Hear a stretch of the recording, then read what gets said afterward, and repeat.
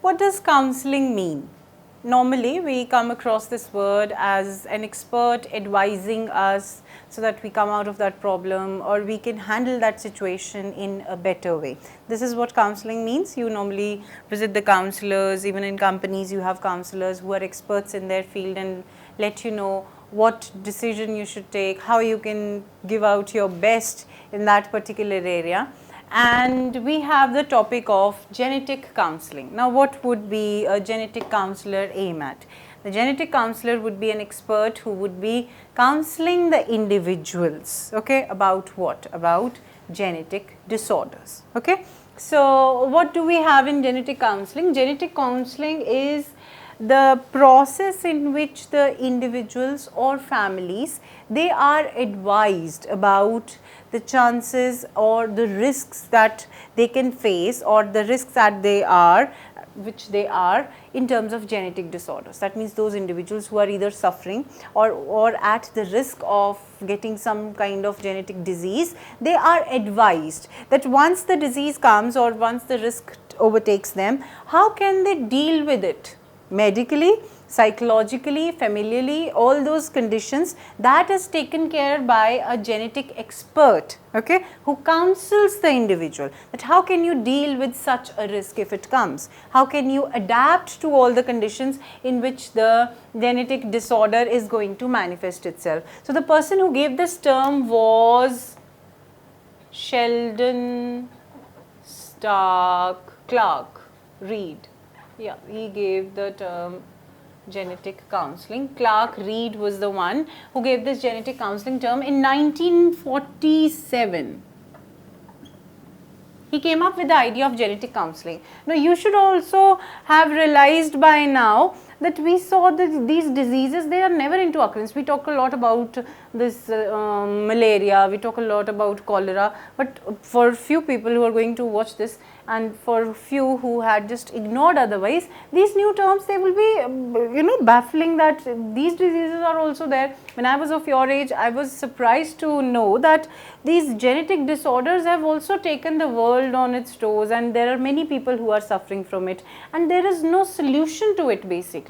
You can see the symptoms and you can just make out what preventions you can take. Over here there are no preventions basically. What you can do is that if you are at risk, you can try to adapt to it, you can make out how you are going to deal with it and get counselled, okay, in a better way so that it does not have a lot of psychological effect. Now, what this counselling process has in it?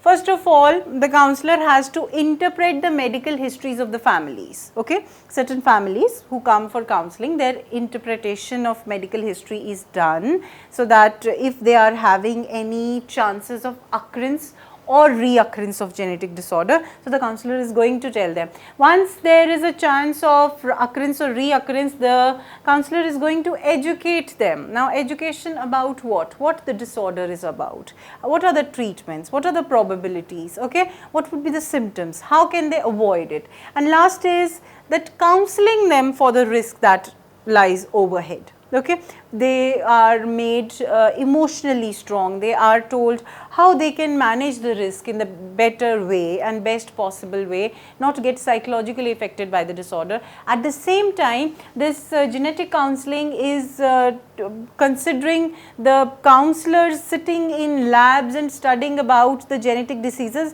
In a way, this genetic counselling covers the entire genetic disorder world, where people are suffering and they need to talk about it, they need to see the risks. When the people are getting married, they should take into consideration their family histories and see if there are any chances of genetic disorders which could crop up, and if there are chances and if it happens that some genetic disease is there, what could be done in that matter. So, all that is covered under genetic counselling, and with time, as the field of genetics is growing, this genetic counselling aspect of genetics is also taking huge leaps in its development. So, you need to know that genetic counselling is an important field in modern world. People study in this field, they acquire degrees in genetic counselling and help the people who are suffering, and till late till the